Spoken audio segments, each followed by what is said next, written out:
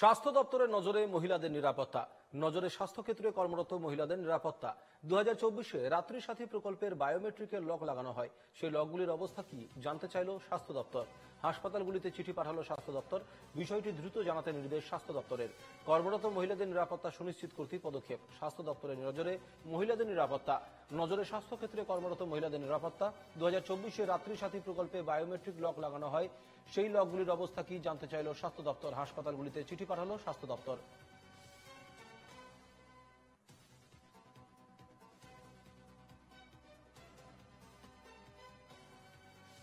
কর্মরত মহিলাদের নিরাপত্তা সুনিশ্চিত করতে এই পদক্ষেপ বলে জানা যাচ্ছে।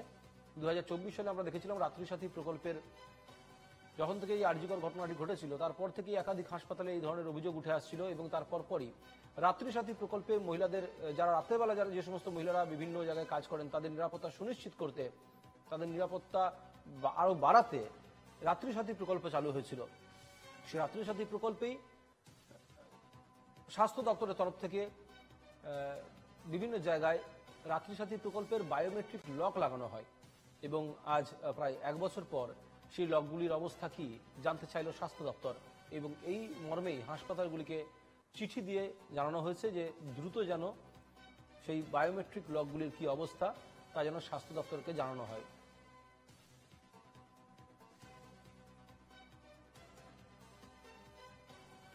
সচিন রক্ষিত রয়েছেন আমাদের সঙ্গে প্রতিনিধি। সচিন, স্বাস্থ্য দপ্তরের তরফ থেকে যে নোটিশ দেওয়া হয়েছে হাসপাতালগুলিতে সেই নোটিশে কি উল্লেখ করা হয়েছে? দেখো, এখনো পর্যন্ত এই যে গোটা যে প্রক্রিয়াটি সেই গোটা প্রক্রিয়াটি কিন্তু শুরু করা হয়েছিল স্বাস্থ্য ভবনের তরফ থেকে 2024 সালে। যেই মূলত দাবিগুলি জুনিয়র চিকিৎসকরা যখন আন্দোলন করছিলেন, এই দাবিগুলি একটি কিন্তু অন্যতম দাবি ছিল। এই দাবি ছিল যে স্বাস্থ্য ক্ষেত্রে কর্মরত মহিলা যারা রয়েছেন, স্বাস্থ্যকর্মী থেকে শুরু করে চিকিৎসক নার্স, তাদের প্রত্যেককে সুরক্ষিত করতে হবে। মূলত সেই দাবিকে সামনে রেখে কিন্তু স্বাস্থ্য ভবনের তরফ থেকে একটি অত্যন্ত গুরুত্বপূর্ণ পদক্ষেপ নেওয়া হয়েছিল। যে পদক্ষেপে বলা হয়েছিল যে রেস্টরুম গুলি রয়েছে সেই রেস্টরুম গুলিতে ফিমেলদের জন্য বায়োমেট্রিক সিস্টেমের মাধ্যমে সেই রেস্টরুম গুলোতে প্রবেশ করতে পারবে।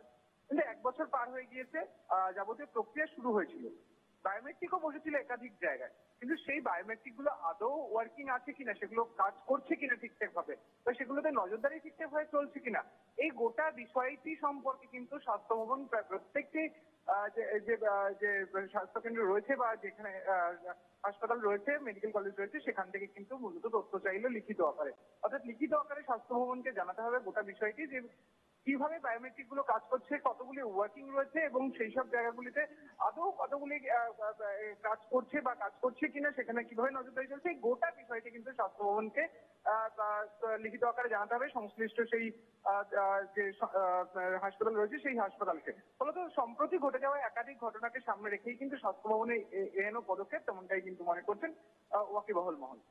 বেশ, ধন্যবাদ সচিন।